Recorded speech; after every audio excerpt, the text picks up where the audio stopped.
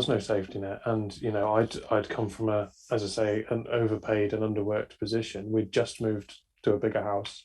I'd just put my eldest in a fee-paying school. My partner said, look, all the bad shit you've been worried about has now happened, so there's nothing to lose.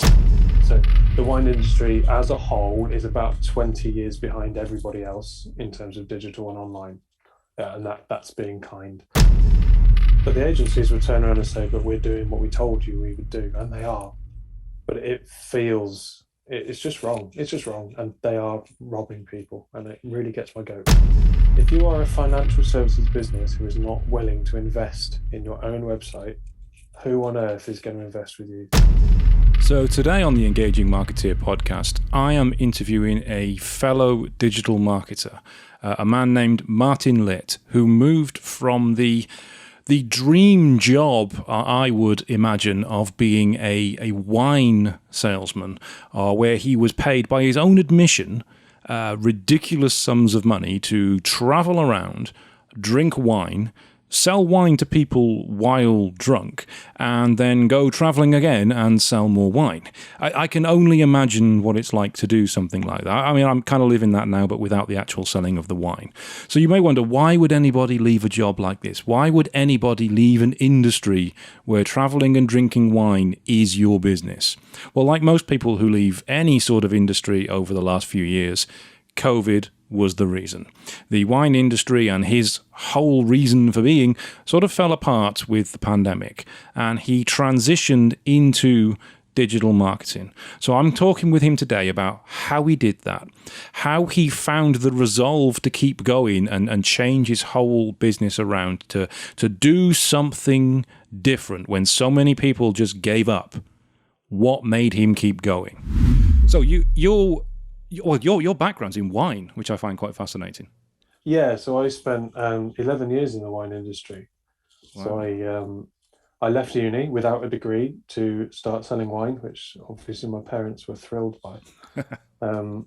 And it was, I don't know why I did it, because it was a no basic, commission only, selling fine wine door to door in Rotherham and Barnsley, which is a tough gig.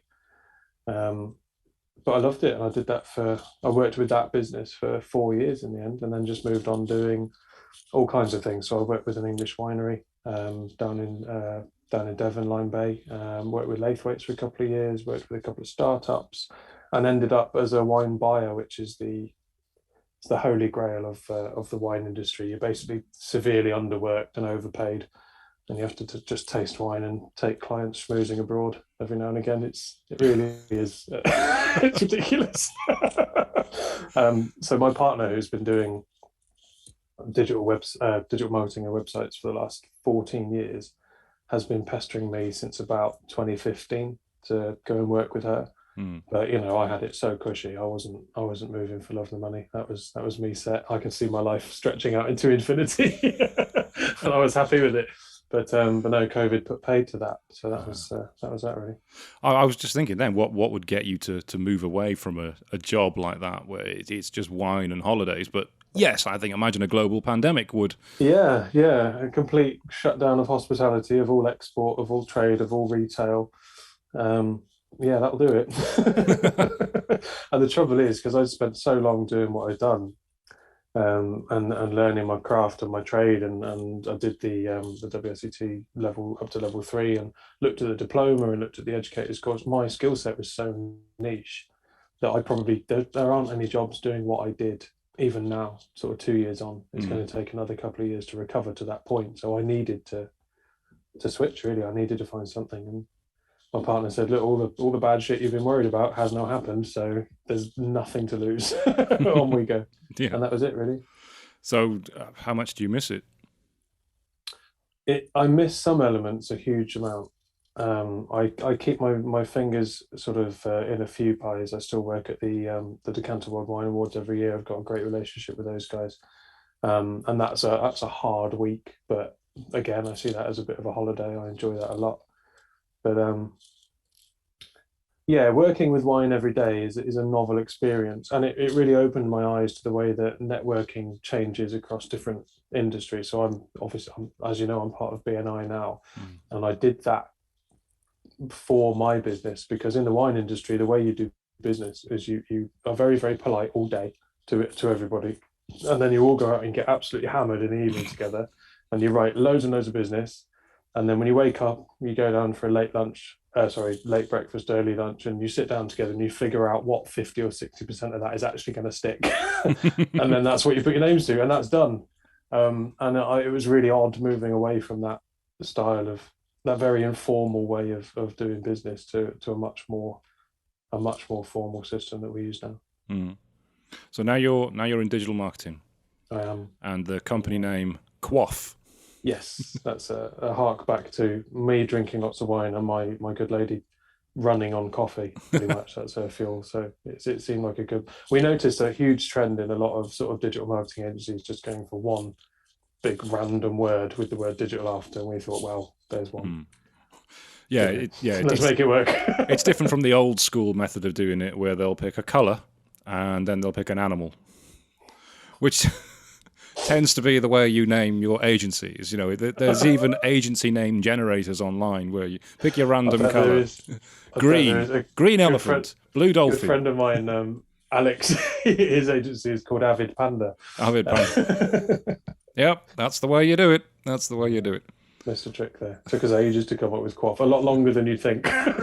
Well, Quaff makes a lot more sense. I mean, there's history, there's story behind it. You know, there's a reason you can talk about it. Yeah. Whereas Blue Dolphin, no, not really. Apologies if anyone's listening to this whose company is called Blue Dolphin, by the way. That was just a random colour and a random animal I picked. That's your fault for naming it that. They paid a lot of money to another agency to come up with it. So, if you've named it Quaff, does that mean that your fiancée, isn't it? Because you're not quite married yet. We are. Yeah, we're engaged. I haven't. I just haven't had the 10 grand to chuck at a wedding for the last couple of years. Does that mean that she wasn't working in her own business until you left the wine industry? She was. She was trading under the name of Litt, so she was doing her own stuff. And she, as I say, she's been doing that She started 14 years ago when her son was born. She was a single parent, and she decided that she wasn't just going to sit back and do nothing. She has to be doing something. Her brain's 100 miles an hour all the time, so she's got to have something to do. She'd always liked design. She's got a great eye for colour and design and the way sort of shapes and branding work together. So that's what she started doing, and that generally evolved into sort of more general branding, and then into digital marketing, and then into website design, and sort of WordPress website development. And that's what she does. Well, that's what we do now. I mean, I'm not the technical partner. She is the technical partner. So she does all the build and all the technical bits and pieces, and I do all the soft skills. Like I do the SEO, I do all the writing, and I do the client communications. I think we've got a dog wants to join in there. We've got 3 dogs that I've shut out. They're grumpy that the pigs are getting more attention at the minute, which is such an odd sentence to say. Yeah, it's not something you say very often, is it? No. So absolutely. with the two of you there now, I take it that means it's almost like it's gone from freelance to agency. Yeah, exactly. So Kate is my partner. She's always been very, very specific with who she works with. She would only work with people that she got on well with on a personal level, which at the time I was the breadwinner, and I just saw that as, that was a luxury that she could afford. She liked working with single mums. She liked working with women in business. She liked working with women's startups because she'd been there. She knew the hurt. She knew the pain. We could afford to provide a really good service without charging the earth, and she could help people. And that was very much what she wanted to do. So whilst she was a freelancer, it was a freelancer with very sort of strict conditions, which is odd. I didn't really see anybody else doing that at the time. And I'll be honest, it used to frustrate me a bit. I used to think you could make a lot more money than you do, but she would have been a lot less happy, which is, it's very important to us that we're happy with what we're doing.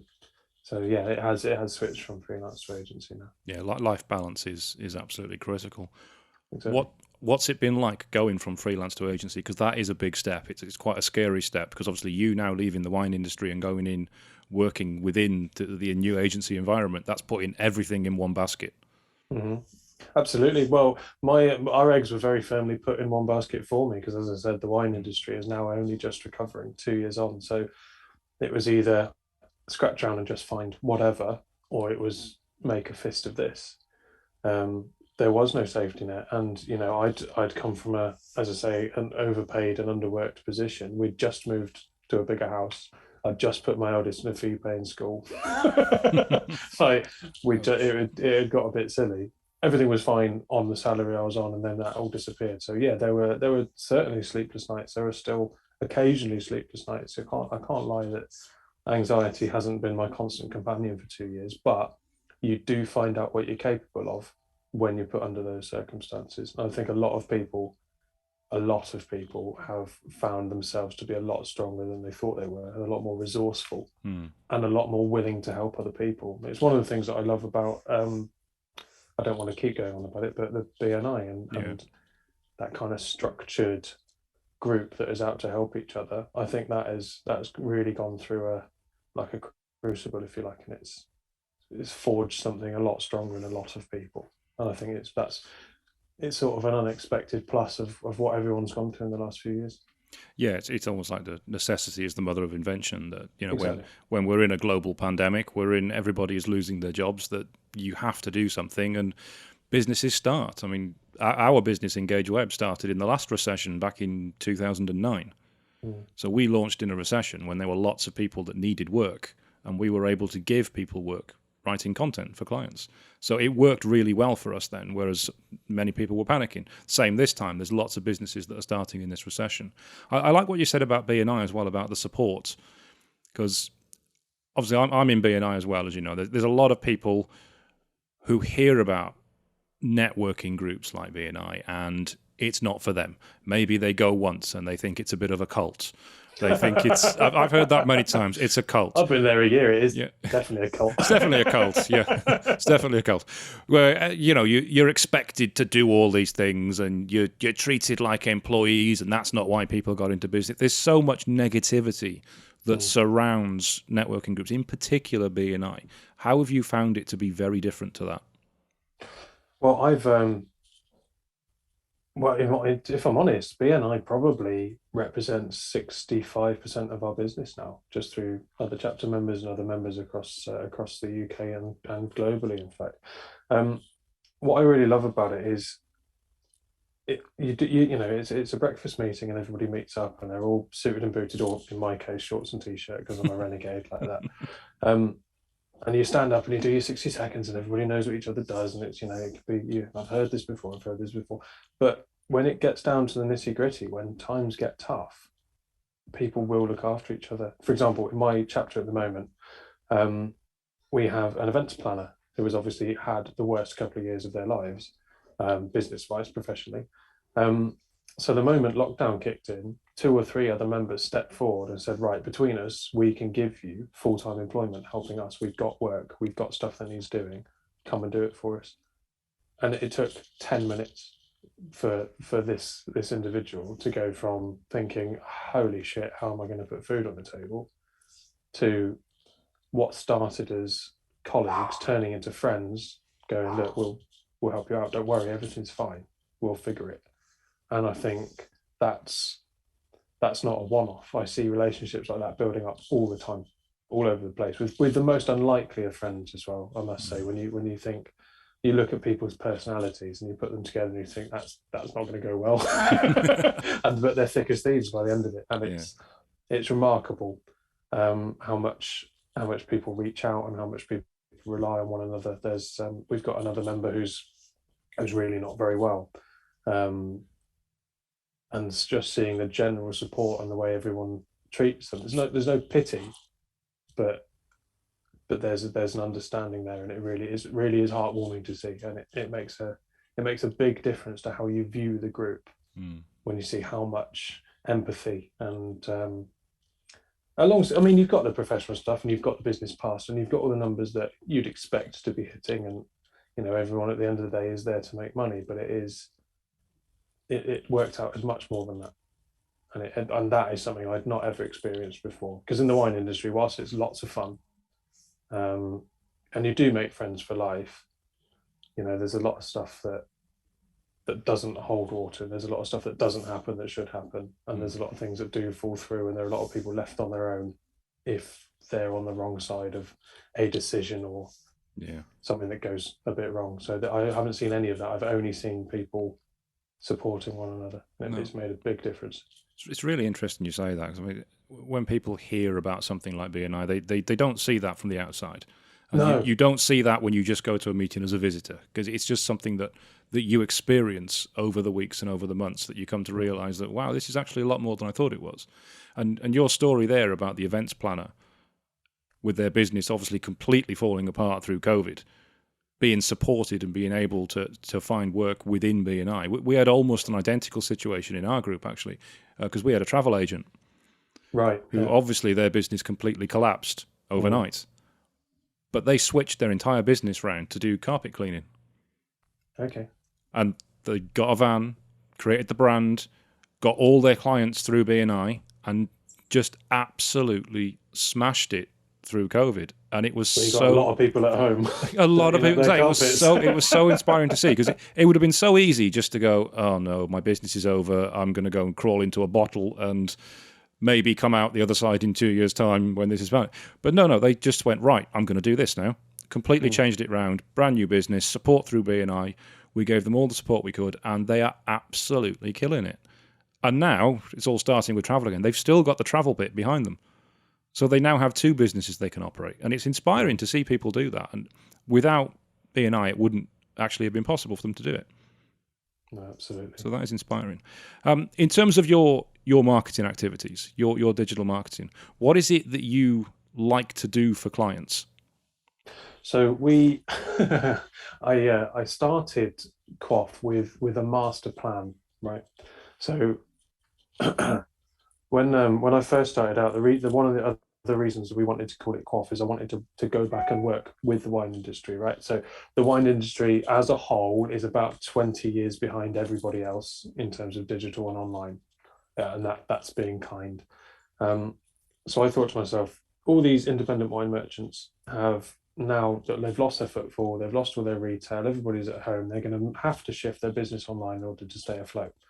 The problem they've got is they don't know anything about digital, and nobody in digital knows anything about wine. There's a real disconnect. Nobody understands their products, nobody understands their market. And I thought, well, I can tie those gaps, bridge those gaps, tie those strings together.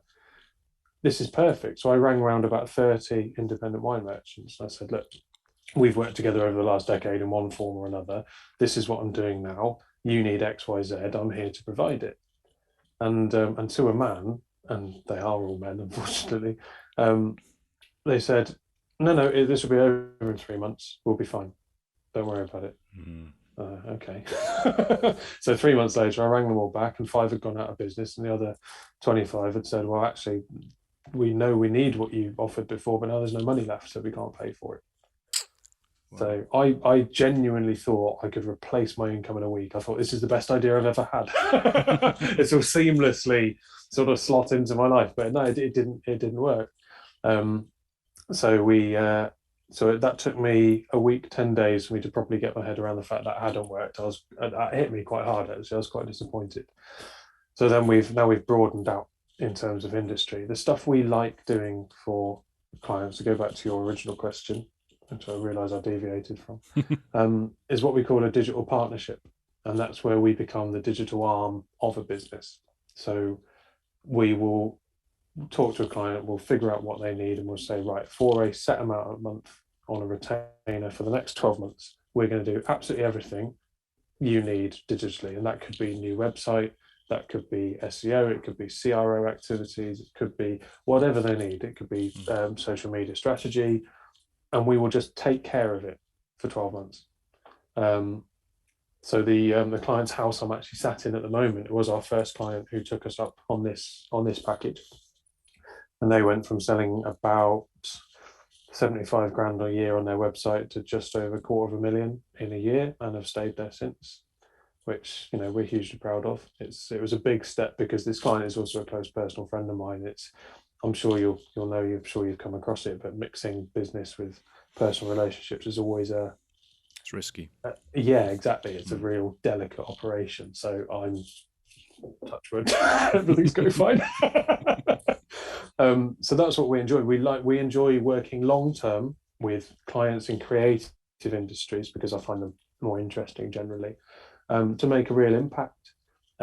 We do offer SEO packages on a monthly basis, but I'm actually trying to move away from that and reduce that offering, because SEO is a bit of a bugbear of mine.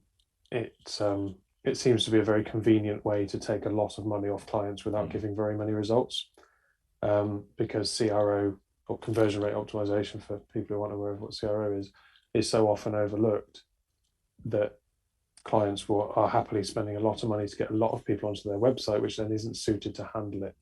And for me, it's daylight robbery, and I refuse to do it. So I have taken on some SEO clients in the past, and very quickly I've turned around to them and said, this isn't worth your investment unless you do ABC to set everything up first, which we're happy to do and we can talk about. But unless you're willing to make those changes, we're going to have to cut this short. I'll give you back whatever you've paid us. This is not, it's not going to work, and I don't want to. I'm here to make you money, if you see what I mean. So I'm not going to just take your money and then talk the talk without walking the walk. So yeah, that's the sort of the ideal client, is 12-month minimum, sort of long term, fairly chunky. I mean, we charge £1,500 a month for our digital partnerships. So that's 18 grand a year. But when the return is, well, let's take this example of 180,000, works out, ticks boxes. Yeah, it's interesting what you say there about SEO and getting people to websites when the websites don't convert in the first place. I mean, I've worked at an agency before where that was pretty much what they did, and they were charging clients on a monthly basis to do the SEO, and the websites themselves were terrible. I mean, they were all diabolically awful, and I could see clients getting increases in rankings. I could see them getting increases in traffic, but it's not going to work because the sites are so terrible. Anybody gets there, it's not going to convert in the first place. If you've got 100 people walking into your shop and they're not buying, there's no point increasing that to have 1,000 people walking into your shop, because they're still not going to buy. Exactly. You're just going to be paying more for them to be there, and that's quite frustrating. But the agencies would turn around and say, "But we're doing what we told you we would do," and they are. Oh, exactly. But it feels it's just wrong. It's just wrong, and they are robbing people, and it really gets my goat. No, I completely agree with that. I've seen that so many times, and it is absolutely frustrating when that happens. I mean, I personally think that CRO should be a part of SEO, or at least with it. You can't do one without the other. It's the same with Facebook advertising and Google ads, for example. We get a lot of people come to us, say we'd like Facebook ads or we'd like Google ads, and we look at their website and go, there's not really any point paying for traffic to send them there, because that just isn't going to work. And we see that a lot. And I've seen people paying good money. Oh, there was a lady yesterday. I won't name who it was, obviously. But there was a lady yesterday talking about she just had a really good chat with a PPC guy for Google Ads about getting people to her website, because she's a sole trader and she needs some help with doing this. And I've seen her website. It is a WordPress hosted website with a plain text logo that is just basically select your free theme, click it, bang, it's on. It's got the advertising down the right-hand side because it's a free hosted website, and it's in the financial sector. All good stuff. It's like nobody, unless they were a complete nut job, is going to inquire with you on that website, because it just does not say you can trust this person with your financial investment. Also, I mean, the financial services is an interesting one. I've got a couple of clients in there. If you are a financial services business who is not willing to invest in your own website, who on earth is going to invest with you? I mean, come on now. Yeah. Please. No, it's frightening. It's mad. So who's I want to say your favourite client, because that would be unfair for you to say. What's the client you really enjoy working with, other than the one obviously you're at the moment, where you're helping build a pigsty? Yeah, which is obviously is included in your optimization plan. What your clients pay for. You'll just go to their house and build pigsties whenever they want. Well, I'm slightly concerned he's going to invoice me as some kind of therapy. There's a couple of clients, like I'll name one because she won't mind if she does hear this. It's Fleur Hastings. She runs a business called Rocks and Chains. She's a jewelry designer and maker, and she has been with Kate for 9 years now. And Kate started working with her as another kind of mum in business almost a decade ago as a startup, and we've seen sort of Fleur's business grow alongside ours. And Fleur could not be a bigger advocate of ours. She's absolutely brilliant. But so, I mean, she's just signed off on sort of the fifth big project, if you like, in her kind of business growth. And this is one of the reasons we like working with people a long term, is because the only reason she could do that is because project 1, 2, 3, and 4 worked and made a decent amount of money and has helped her to develop. But what I love about Fleur is that she hates jargon in any respect. So she won't give me jargon from her industry. I won't give her jargon from ours. She's very salt of the earth. So she will send me an email with the subject line of "I've bollocksed my website, help," or what is it she said? She just says ridiculous stuff, and she's just a normal person who is running a business, and I love that. There's another client we've taken on recently who actually bought. We were looking after a florist, and the lady who owned the florist sold it to this other party, and they bought it on, but they didn't seem to know what the website, where it held, who was looking after it, what the sort of commitments were on a monthly basis, and what the plan was, and all the rest of it. And when they came in, they were quite they seemed to feel quite like held hostage almost, like, because they hadn't realized XYZ, and we were looking after it and all the rest of it. And it was fairly hostile for the first couple of weeks, whilst we gained a bit of trust and gained a bit of rapport there. And now we get on like a house on fire. He WhatsApp called me from South Africa 2 weeks ago to show off that he was eating sushi and drinking wine, and I wasn't. So and I love working with him and his wife, who are actually also BNI members down in Stroud, believe it or not, which we found out at a later date. But I love doing that. I love working on clients and putting them at ease and showing them that, all right, we are a small agency. There's only 2 of us, right? I'm not even sure we should be using the word agency, but there we go. But my favorite people to work with are the people who are just real people. They if they're unhappy, they tell me, and they tell me why, and they tell me straight away. And if we're unhappy, I tell them why, and I tell them straight away, and we figure it out. I'm a real person. I want to deal with real people. Real people are the people. I don't want stuffed suits that say what they think their line manager wants them to say. I'm not interested in that. I want to talk to a decision maker who is going to be authentic with me and tell me what they want, not what they think either I want to hear, Kate wants to hear, or their boss wants to hear. So those are my favourite clients.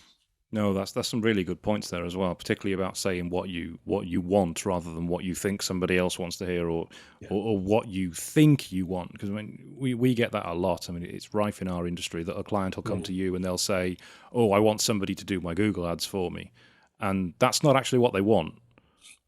What they want is not what they need. Yeah. What they want is more business, more clients.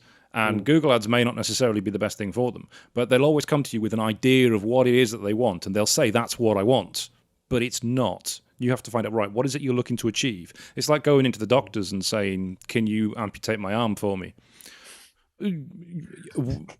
Theoretically, yes. Yeah, I can. But yeah, let's delve a little deeper into why you want that to happen. Oh, well, I'm getting a pain in my arm. Have you tried paracetamol? Oh, well, that's done the trick. It's quite common in our industry. People will say what they think they want, but it's not actually what they really want. And what you said as well was interesting about not knowing where their domain was, not knowing where their website was. That's so common in our industry. So that's the first time I've come across that, and it really blew my mind that someone had bought a business and had not done any due diligence on these kind of details. Because to me, a website is such a large element of a business. I couldn't get my head around it. It's really, really common, common, particularly when you've got businesses where maybe there's a partnership or 3 people involved and one person's more technical than the others, and they'll buy the domain names and they'll set up the hosting, and then if they leave, somebody else is like, "I don't know what to do." And then if it's a .co.uk domain and it's registered to them personally and they've gone, it's really difficult to get it switched. If it's a .com, it's not so difficult. If it's a .co.uk, it's legally owned by them, so it's really difficult, particularly if they're not contactable. And when you're dealing with committees and charities, where people come and go within the organisation, it's really common. We deal with a sports club at the moment where when we took them on, they had several different domain names and they were all owned by different people in different places and nobody knew how to get hold of them all. Businesses can get into a right mess. That's the bar manager from 4 years ago. Yeah, oh, good. Yeah, exactly. I've got to be honest. We work with a charity, the ILP, which is the Institute for Lighting Professionals, so like a trade association, but not for profit, for charity status. And Jess, our contact there, is phenomenal. But we're really lucky that she has been our main and single point of contact for the 3.5, 4 years we've been working with them. Because there's been a lot of change internally, and I think if we didn't have Jess, it would be life would be difficult. So what do you do to? Cause obviously, you mentioned SEO and how it can be a con, and a lot of people do it as a con. What do you do to keep up with how things change and how things evolve and how things on websites change and evolve? So I like to. Well, the sort of obvious answer for me is hanging out with industry professionals and just learning from each other. So you and I, the reason I'm talking to you now is we're in the same WhatsApp group for marketers across the globe, again via BNI, which has been fabulous. And I know I've got 30, 40, 50 people there who I can pick up the phone to and speak to if I need an update, or if the Google Analytics switch is blowing my mind, or or whatever happens. So having that kind of personal network is super important. There's the information on this kind of stuff is there for anyone at any time. It's ever present if you look for it. So everything's just a Google away, and you can Google something like, I don't know, Facebook algorithm update, and you'll have your answer in about 6 minutes. It's all there. So I must be honest, I don't stay abreast of everything all the time. I can't pretend that I do. It's an approach I had to take when I was in wine as well. There's too much to know across the board, so you've got to pick and choose the bits and bobs you go with. Generally speaking, I'll see what people need and what our clients need, and I will take my base level of understanding, and then I will stick some extra research on top just to make sure I'm not missing anything, or if there's any extra I can provide as well. Because I've got to be honest, I've only been doing this 2.5 years. I'm not an expert, and I won't be for another couple of years. So I have to keep myself accountable by making sure I'm doing the research that the clients don't have time to do, and that's part of the service, isn't it? It's kind of what they expect. My partner, she doesn't do a lot of SEO because she's doing the technical build and stuff, but she's got such a nose for. She instinctively knows what she should be doing and what people enjoy. It's an odd, I don't know what I feel about the term, but she is an empath. And that helps a huge amount, because every time she's had a hunch about anything, told me to look at something or change something or explore something, she's been absolutely bang on. Right. I'd be absolutely sunk without her. So yeah, it's just research. It's having the humility to know that what you learned a year ago probably isn't quite right anymore. Yeah. And being aware of that and being self-aware is the most important thing. There are loads of people that I meet who will only just do SEO, and I ask them a similar question in case they've got any brilliant mailing lists or anything I should be on, and they go, oh no, it's all the same. So once you've been around a couple of years and 5-10 years, it's all cyclical, and just you just do the same bits. And I'm thinking, really? Yeah. Well, I don't ever want to be in that position myself. I wouldn't allow it. So yeah, it's just knowing your own boundaries and knowing your own weaknesses and just filling them in as you go. Yeah. When necessary, I guess. Yeah, the theory behind SEO hasn't changed. I've been doing it for 22 years. It's about getting the right information in front of the right people and making it as easy for them to find it and do what you want them to do. That's generally the theory of it, but the technology behind it changes constantly. I mean, you mentioned one there. You mentioned the Google Analytics update, which I have not spoken to a single person in the SEO industry that said, yeah, that's really good. Nobody is excited about that. Nobody is looking forward to that. Nobody thinks GA4 is anything but an absolute bag of shite. It's horrific. What's been your experiences of almighty Google's brand new Google Analytics that we're all going to have to use? It seems to have tried to make something look simpler and be more complicated, which is it's sort of what's the famous line that the owner of Lotus used to say was sort of make lighter, make simpler. I'm paraphrasing, that's wrong, but it's along those lines. Google seems to have just done the opposite with GA4. Again, it's one of those things. We're not going to have a choice, so there's only so much I can grumble. I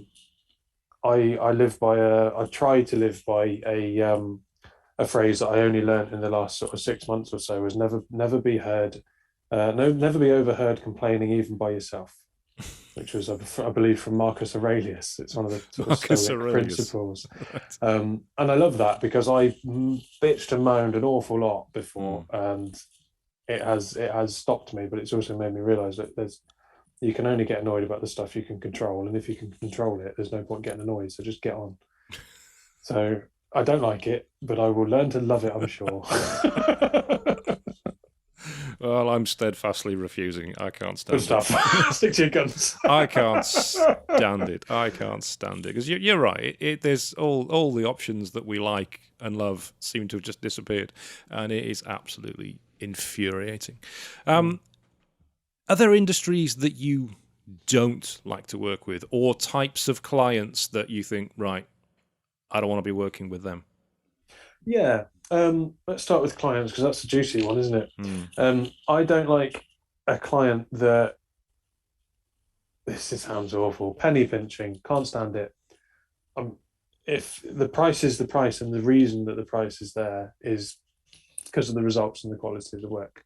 If you start trying to, marketing is the first thing to go in any budget. If you start trying to price match everything, all you'll end up with is absolute dross at the end of it. I don't like clients who ask to see previous examples of websites and then base their opinion on those websites. And of course you don't like everything about them. They're not for you. That really winds me up. Businesses and industries I don't particularly like working with. There aren't really any. I love an expert. I love experts. I could, in any topic, I could listen to them talk all day. And that could be about paint. It could be about it. A friend of mine works in the ink industry, and listening to him talk about it is fascinating. The one industry that I do have a couple of clients in who are sort of members of BNI and friends of mine is the financial services industry. Now, because everything has to be FCA approved, the Financial Conduct Authority, in terms of copy and things you say and what you are allowed and what you aren't allowed, it does make writing content for them really dull. I mean, really dull.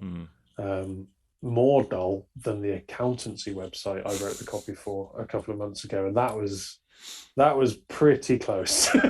So financial services it doesn't get my heart racing. I love the human stories that come out of it. They're really interesting, and I find that the people working in financial services, I find their brains very interesting to speak to. But in terms of the actual work, it can be a bit dry. You want to try writing content for a concrete floor sanding company for several years? No. Several years might be a bit much. Yeah. Every month, concrete floor sanding. Lovely stuff. Yeah. Well, if you want to outsource a month to me, I'm more than happy to ease the load. You see, accounting, I kind of find interesting. Well, no, let me quantify that. I don't find accounting interesting because it's boring. But I find the ways that you can save money interesting. Yeah. And the different things that you can do with accounting for a business owner, for example. I speak to a lot of people who are new in business who've got no idea about how much money they can save. I mean, there's one lady we dealt with a while ago who is independent marketing, so she does marketing for herself, and she didn't know that you could claim money for part of her home for the heating and the electric. She didn't know that she could claim mileage for going to and from meetings. She didn't know that she could put a mobile phone through the business. All of these little things that would help reduce the tax she's having to pay, she didn't know about. And only when you speak to a professional accountant or do a hell of a lot of independent research on the subject and know that the places you're looking at are genuinely giving you the right information, because those rules change all the time as well. Only when you've done that, you actually know you're going to save money. But there's so many people who refuse to take financial advice, who refuse to speak to an accountant because they think, well, that's going to cost me money. Mm-hmm. It's like, it's going to cost you a little bit of money, but it's going to save you a hell of a lot more money. A hell of a lot more. And it does stagger me, the people who are missing out on this. And again, it's one of those things, going back to it, that you get from BNI. I was speaking to an accountant yesterday who said and we were having a one-to-one and talking, shooting the shit. And I said to him, he was talking about their sort of their service and what they do. I said, I can see sort of car garages being a brilliant sort of industry for you in terms of inventory and saving money and all the rest of it. And he says they are, but they will jump ship for pennies. He said he worked with one. Just through their systems and processes, they saved them 50 grand a year. And then they came to them at the end of the 12 months and said, well, Chappie Bollocks down the road can do it for 30 quid less. So we're going to them. And then 12 months later, they came and said, yeah, they were 30 quid less, but they haven't saved us any more money. So can you take us on again? And this accountant went, yeah, but our rates have gone up. And they said, oh, we're not doing it then. He said, hang on, let me get this straight. So you'd rather not pay X amount in order to potentially save another tens of thousands of pounds that is proven, because the initial outlay is more than we charged before. And the garage went, yes. It's like, okay, well, we can't help. See you later. Yeah, some people you just can't do anything with, can you? Which you can't do blows anything my with mind. No. So your agency now, as I say, you've used the word agency. I've used the word agency. Let's go with the word agency, because it is. What are your future plans for this? Are you going to be looking to grow it, or are you going to be staying at the as you are? We're a really odd little agency in that respect. So I get email. I'm sure you get it all the time. I get emails all the time from lead generation experts, in inverted commas, who want to charge me 4 or 5 grand a month, and they're going to give me 15 leads a month or whatever. They're super hot, red hot. And I don't respond to them anymore. I used to respond to all of them because I hate my emails being ignored. So the least I can do is reply, and then it sort of gets to 30 a day, and you think this is too much. But I initially went back to them and said, look, have you seen our website? Have you read it? And they go, yeah, we know what you do. I said, so we take on 3 digital partnership clients at a time, and for 12 months minimum, because that's all we can handle in order to give the service and get the results that we guarantee. And they were, oh, well, do you think you can? It's a perfect opportunity to scale. I said, no, we don't want to scale.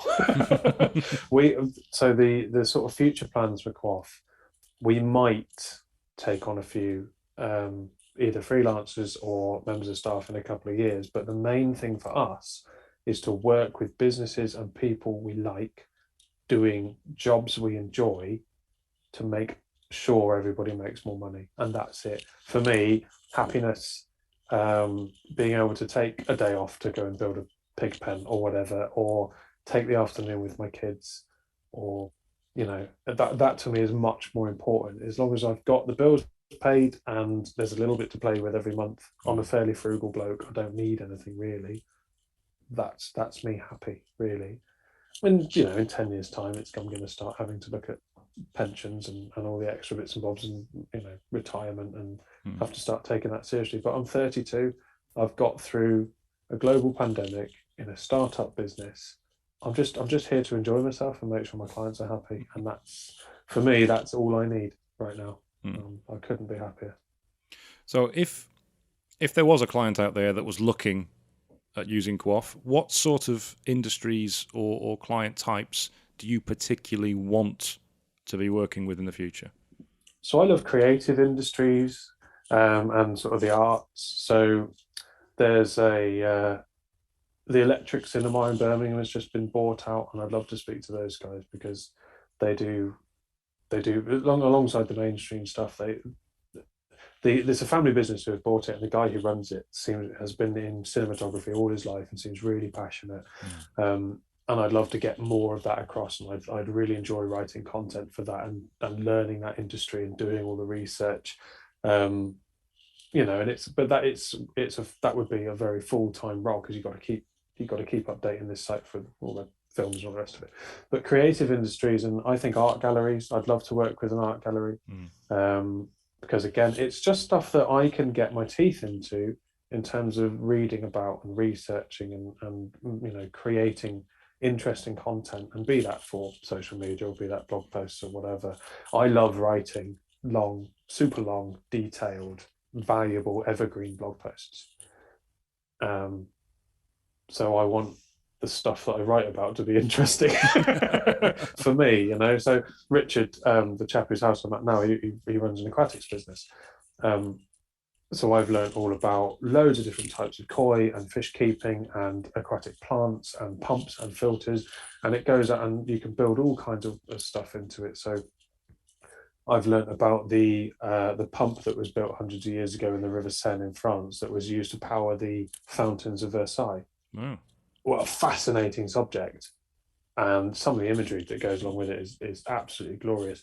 But I would never have even thought about researching that before. And it's about learning as I go as well. So Alex Johnson, who I mentioned earlier, who owns and runs Avid Panda, his head writer is a lady called Della, and he describes her as the person who wants to know the most at a dinner party.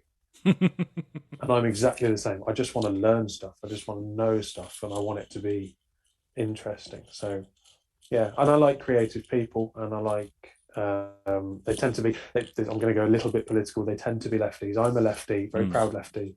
And I generally find, I worked in a wine industry which is not lefty, so I get on with everybody. Yeah. But I do tend to really connect with sort of left-wing sort of ideals and the ways of business practice, and that just tends to be arty people, really. Yeah. But wine companies, I worked in the industry for 11 years, come at me, I'm here. Even if it's just content, I'm happy to write about whatever you like. I've got it covered. Without getting political, because I try not to where I can.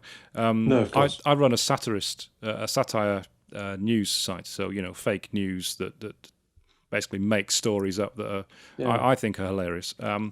It's not News Thump, is it? No, it's not News Thump. No. Okay. I wish. No, if it was News Thump, I'd be far better dressed than I am now. You wouldn't be interviewing me. Those guys make a lot of money. If anybody from News Thump is on here, then those guys are really cool. No, but whenever I share something out, I always get a lot of criticism from right-wing people saying, you're always having a bash at Donald Trump. You're always having a bash at this. And they don't get it, because I've got a long history in satire. I've read satire going back to ancient Greece. Satire is a left-wing medium. You don't get right-wing satire. No, it doesn't exist, and that's the bit they don't get. But I really enjoy the fact that people who are right-wing don't understand the fact that satire cannot be right-wing by its very definition, and I find that quite funny. It's watching other people get infuriated by things they don't understand is funny. Yeah. But as long as it doesn't ever switch over into bullying, then that's fine. No, yeah. That's fine. But I'm very much along the same lines. Excellent. So, as a sort of final note, if somebody wants to work with Quaff, what's the best way for them to get in touch with you? What sort of socials do you want them to be contacting you on? So I'm fairly active on LinkedIn, but I don't do a lot with the business page. So if they search Martin Litt, there's only 3 or 4 of us on there. It's Litt. We have a Facebook page, but again, we don't do a huge amount on there. So either just a direct email to me at martin@quaffdigital.com, or just Google Quaff Digital and it should be quaffdigital.com come up hopefully fairly high. You'd think so. It's been a little while since I've worked on our own website. Yeah. I don't know if you're guilty of this. You work so little on your own website. Do you know? Yeah. We relaunched our website about 2 or 3 months ago. Right. And until we'd done that, because we got 2 web designers in here and I let them do the whole thing. I completely handed it over because I didn't want to touch it. Because our previous website went live in 2012. and it hadn't updated. Time for a refresh. Yeah, it hadn't. It still looked quite cool. Well, I think it did anyway. I mean, I did it, so I would. Did you make it? Yeah. Yeah. But yeah, the original one, 2012, it didn't get updated for 10 years. I thought, right, okay, it's probably fine. Somebody does it now. But yeah, you don't touch your own website when you run a digital agency. Everybody else's comes first. Yours is always the last one to do it. And then you have that preciousness that I don't want to be changing something on mine because I did it the first time. I think it's awesome. But I let them do it, completely handed it over, and don't tell them, but they did it better than I would. They probably looked at it and went, "Oh, thank God he's letting us have a go at this." Yeah, they did. They've done a really good job. And that's one of the reasons now where I don't do web design anymore. I don't touch websites. I don't want to touch websites because the guys we've hired are better than me. But again, don't tell them. This bit they're not. Gab, Nick, if you're listening, if you're listening to this, Gab and Nick, I'm lying. You're not. You're rubbish. No, useless. But that is important. So if you do go to the stage where you are going to be taking other people on, one bit of advice I would give is to hire people who are better than you.